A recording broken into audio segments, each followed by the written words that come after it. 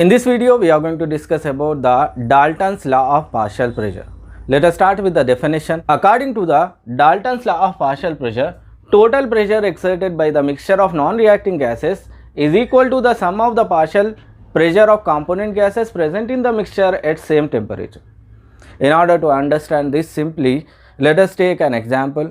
For suppose you have taken a cylinder. In that cylinder, you have added the gas 1. The pressure exerted by the gas 1 is known as partial pressure of first gas. And in the same cylinder, by removing the first gas, you have added the second gas.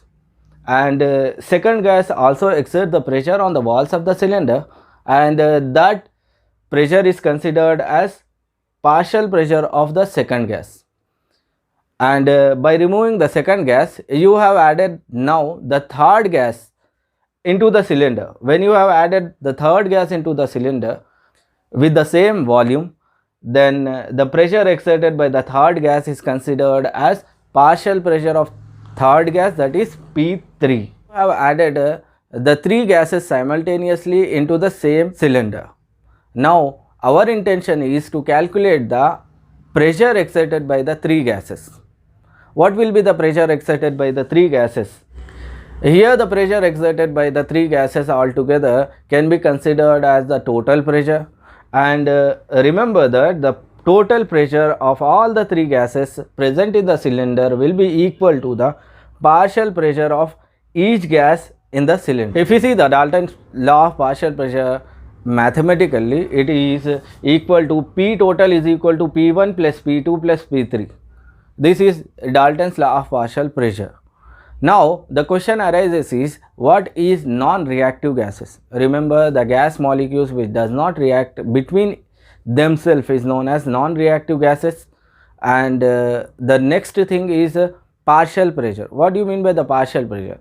Partial pressure is the pressure exerted by the individual gas when they are occupying the same volume. Partial pressure of the gas can be calculated by using the formula.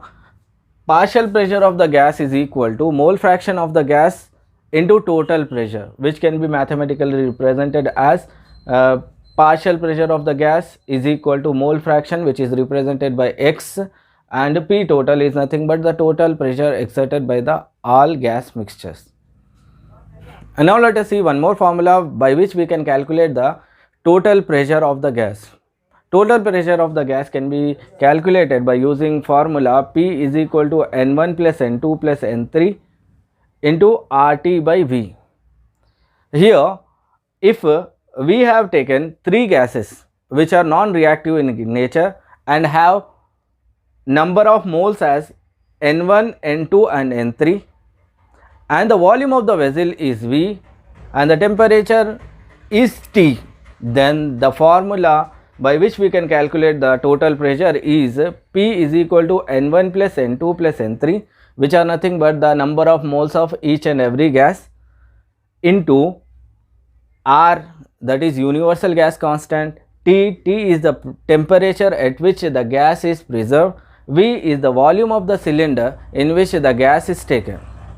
Total pressure of the gas can be calculated by using two formulas. One is P is equal to N1 plus N2 plus N3 into RT by V, or else you can calculate the total pressure by using one more formula, that is P total is equal to P1 plus P2 plus P3.